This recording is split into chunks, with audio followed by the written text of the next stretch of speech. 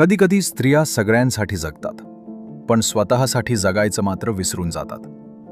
त्यांच्या चेहऱ्यावर नेहमी हास्य असतं, पण त्या हास्यामागे कितीतरी थकवा आणि दुर्लक्षित वेदना लपलेल्या असतात. स्मिता नेहमी सगळ्यांची काळजी घ्यायची. घर, मुलं, काम सगळं हसत हसत सांभाळायची. पण स्वतःच्या आरोग्याकडे मात्र ती दुर्लक्ष करत होती. ब्रश करताना हिरड्यांतून रक्त येत होतं, पण तिनं त्याकडे फारसं लक्ष दिलं नाही.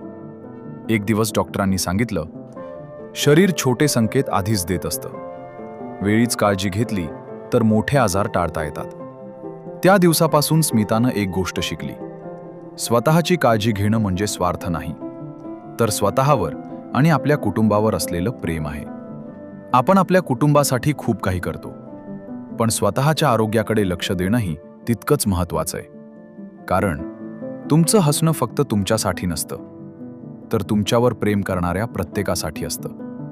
म्हणून वेळेवर काळजी घ्या आणि स्वतःवर प्रेम करायला विसरू नका. ही अवेअरनेस स्टोरी जास्तीत जास्त लोकांपर्यंत पोहोचवा आणि महिलांच्या आरोग्याबद्दल जागरूकता पसरवा.